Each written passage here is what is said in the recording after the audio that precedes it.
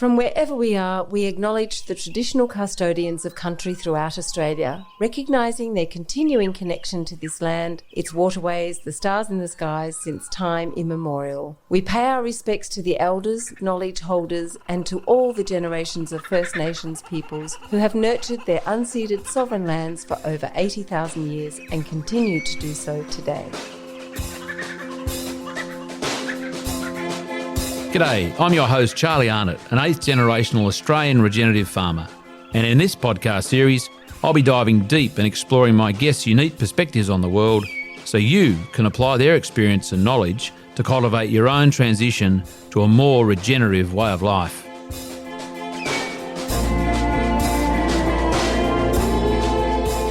Welcome to the Regenerative Journey with your host Charlie Arnott.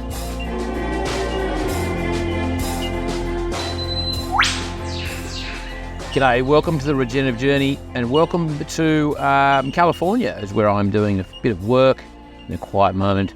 This week on the Regenerative Journey is Allan Parker, OM, AM. I can never remember quite how those initials, Order of Australia kind of initials work. A very special man. I've done a number of workshops with him. I know many people that he has had instrumental influence in a positive way in their lives due to his training, his workshops, his education, the neuroscience that he teaches people, and the methods, the tips and tricks on how to be a better human. I caught up with Allan at the end of a Zoom he was doing with me, and this particular episode is about the wonderful tour he is doing, Reset Your Brain tour, currently underway in Australia, miles from here, but no doubt being very influential. I actually read something the other day. I'm going to read this to you if I can find it. I may be slightly challenged to find it in time. However, there was a fellow we got some lovely feedback from. He'd been to the workshop just the other day, and if I can find it, I won't mention names, but it was just a lovely thing. I'll read it out. This is incredible. Just wanted to drop you a note to say thank you for your part in a life-changing event for me. I saw your Facebook post last week about Allan Parker's tour. I had not heard about it prior to that. Following reading the info about the tour, I looked up Allan on the internet and found your podcast with Allan. After listening to that, I knew I wanted to go. Living in the Burra region, I signed up for the Burra Yass workshop. Unfortunately, I had to sign up quite late after confirming my work schedule. And at that point, the Burra Yass one had been moved. I changed a few things around and went to Orange on the Tuesday and spent the day with Allan. And it was life-changing for me. I've always struggled with mental health, and the explanations and understanding that Allan provided about the brain has already helped me in a massive way. This will be life-changing for me and my family, and I just wanted to thank you for taking the time to share it and for the time, effort and cost that you put into producing your podcast, and just wanted to let you know the life-changing impact that this has already made for me, and thank you for your role in it. I won't mention who that's from, but I will, if that person will know if he listens to this, that was him, his words. Firstly, really grateful for the fact that you said that to let me know. More importantly, stoked and grateful that you in attending the course have been impacted in a life-changing way. I've said it before, but often, things that Allan does and many other people in our sort of sphere do, we expose ourselves to, it's not just life-changing, it's often life-saving. That's the power of conversation. That's the power of understanding each other. That's the power of being in a group, being in the company of good people. And I'm grateful that Allan is the man that he is, and that he has dedicated so many resources and time to this tour, which is going around mainly New South Wales, regional New South Wales. He's already done probably half a dozen workshops. He's got them all the way through July into I think it's a few in August, but all over regional New South Wales. Go to, I think I've got them on my Instagram. I'll have to work it out. I'll put in the show notes where to go and find and book yourself in. This is life-changing, life-saving stuff. Allan is such an extraordinary human. It was just wonderful to speak with Allan there at the end of a conversation we were having. Fortuitous that we got to speak, and I trust you enjoy this episode with Allan Parker. If you haven't heard the previous one in season 7, I think it's season 7 or 6, please go and listen to that if you want a bit of backstory. Incredible human. I trust you enjoy listening and watching to this episode with Allan as much as I did recording it on the regenerative journey. Talk me through it. The Rain Reset Tour, it came about by, as you know, I spent first 30 years of my career in the corporate world, dealing with lots of large organizations. But about 30 years ago, I got my first request from a guy named Col Gallatley. And Gallatley was the head of Department of Land and Water Conservation at the time. Mm-hmm. And he requested that I go out and sort out a dispute over water. And it was a water allocation dispute far midwest, southwest New South Wales. And I didn't have a clue what I was doing. Nothing at all. And somehow or other, over 2 days, they came to an agreement and they thought I was pretty good. And the following decade, I probably resolved 70 or 80 water disputes around the country and 2 or 3 internationally. Yeah. And it was really the doorway to me getting involved with the rural community. And now it's rural communities, probably about 25 or 30% of my work. Yeah. And I love it.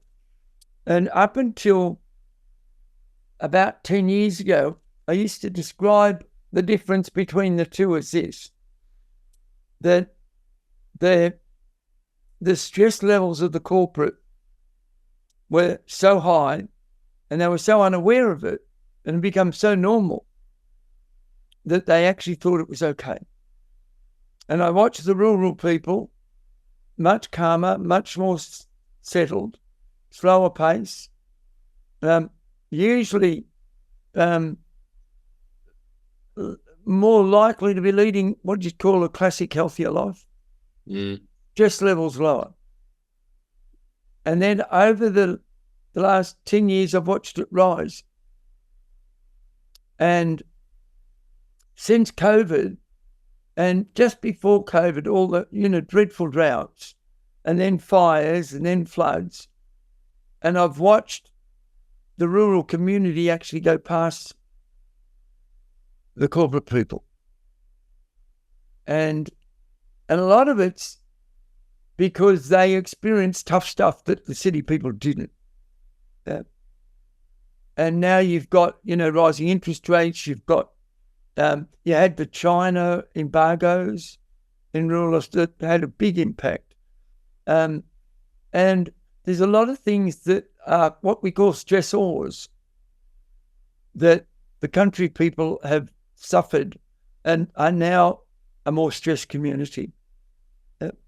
And I thought to myself, I don't know what to do about this. And I played it in my head a lot and thought, what can I do? And one day I was talking with a friend and he said, Allan, you've done lots of work in change management on big scales. He said, what's the really critical thing to get long-lasting change across the society? And I said, oh, that's easy. You just got to have mass conversation and repeat the mass conversation. If enough people talk about regenerative farming, and we don't just talk to the regenerative farmers, we talk to everybody about it and we spread the conversation. That's the fastest way to get social change. Yeah. Now, I've watched a social change occur through mass conversation that has been disturbing. And that's, we talk about mental health, and we're not talking about mental health, we're talking about mental ill health. And we have talked about it so much that we've made it worse, in my view. So I came up with the idea, I'm going to do something and create a mass conversation. I decided I'd pick 20 locations west of the Dividing Range between the Cape of Carpentaria and Geelong. And I picked 20, and I thought, I'm going to run a regional brain reset tour. I'm going to go to those towns, and I'm going to do enough talking with enough people to get them to start a conversation in their towns. And so 9 weeks ago, I put a flyer out, say, this is what I'm planning to do. No booking, no dates, nothing. I just put the names of the 20 towns I was thinking about. I hadn't even talked to them. Mm. And within 3 or 4 weeks, and by that stage we'd put dates in place, I'd spoken to people and we had the 20 confirmed. But within that period of time of a month, we had another 20 requests. And we're now up, today I got Gladstone. Wow. I've just sent a proposal to the Bega Council. Mm-hmm. We now have 48 locations, including 5 in the Northern Territory. Wow. And I want a conversation to start. Now, here's the exciting bit. A guy in, what's the name of the town? Georgetown, far north Queensland, 4 hours west of Townsville. Yep. The town that he lives in, the Shire, has 900 people. Wow.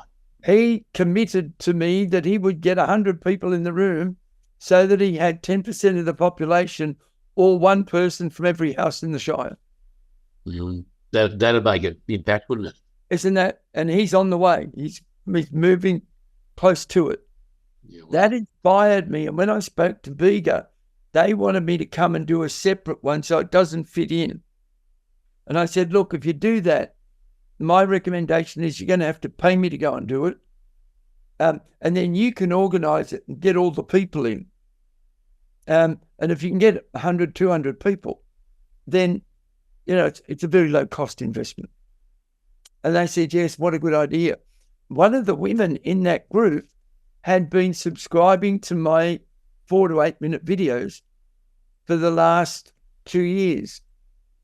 And she spoke up and said, how about we give the people who are participants a subscription to your videos, a weekly subscription. Yeah. I went, what a great idea. And I said, I'll make a deal with you. And I forget what it is, $250 or $280 a year. I said, if you get more than 50 and up to 100, I'll give you the 50 to 100 subscriptions for $5,000. Yep.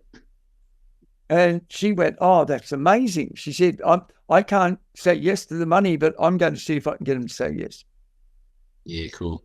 I had to sleep that night and dreamt that I'd called her and said, if you give me 20, I'll provide a subscription to every home in the Bega Shire.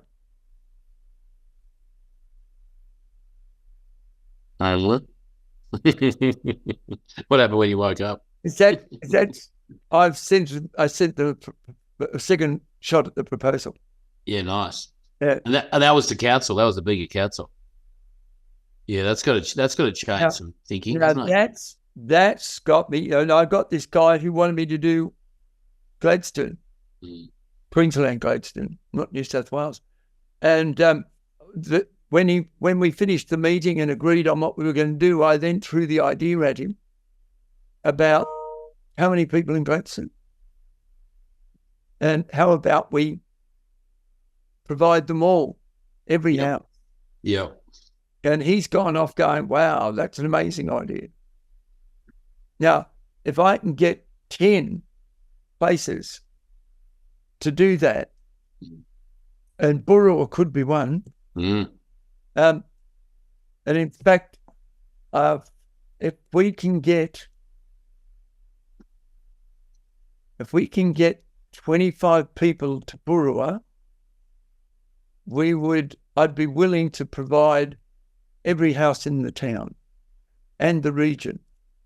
So all farming properties. Wow.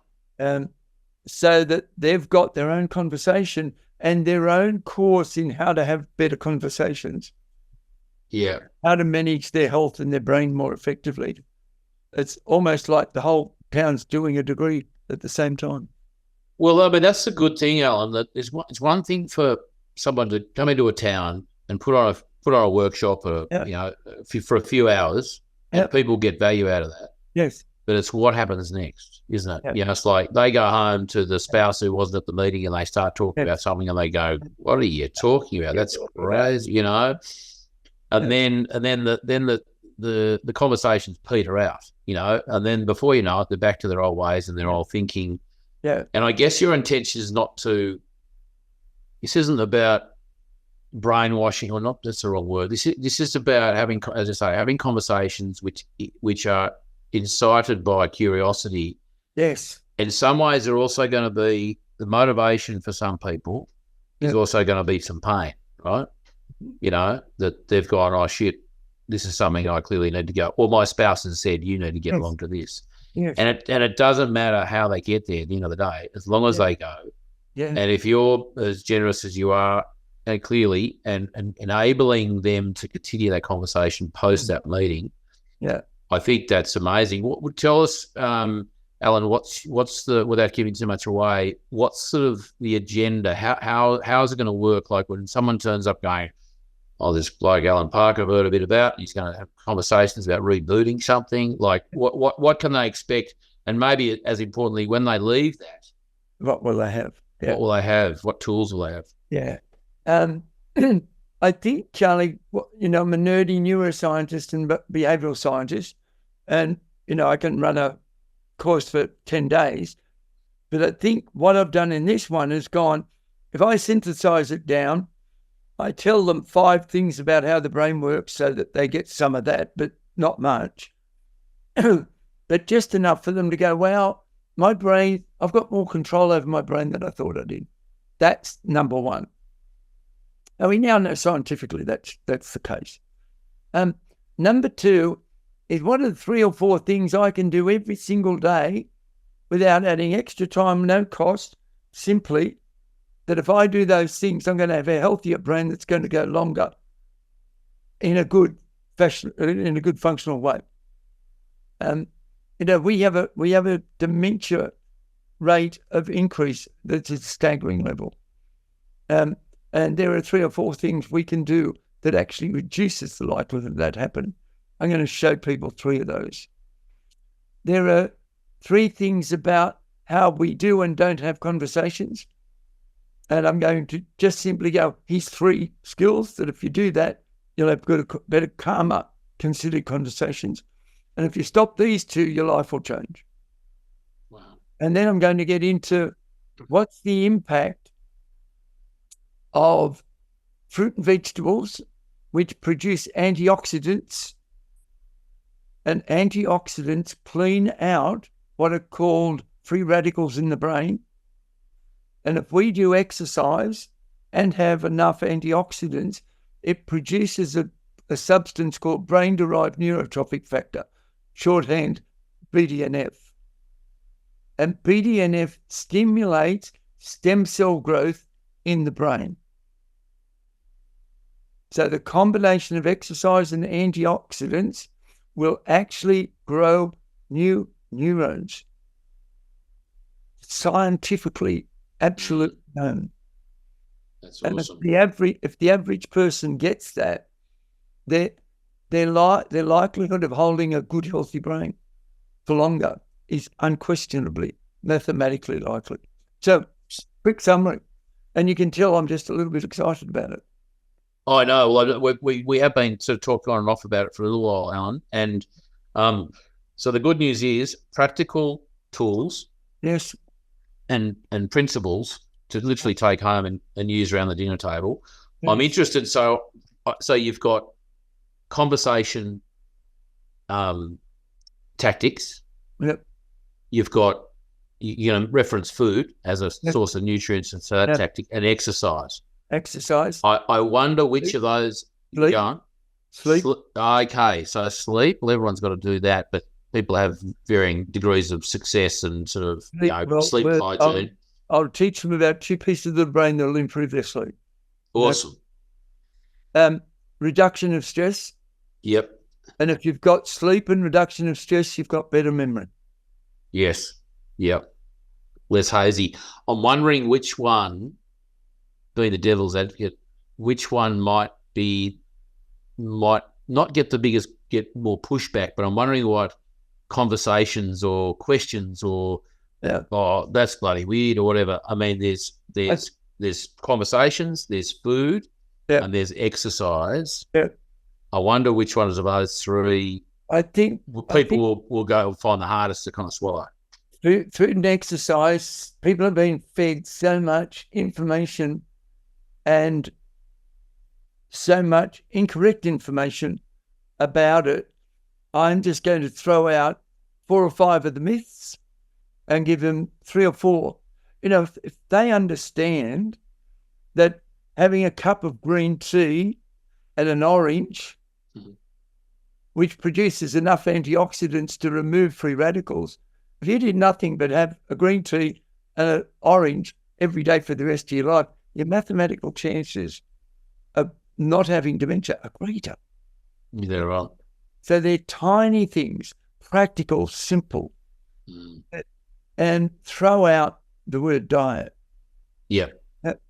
And if there are 4 things that if you do, you can actually eat anything you want after the 4 things, and we'll cover that. Awesome. I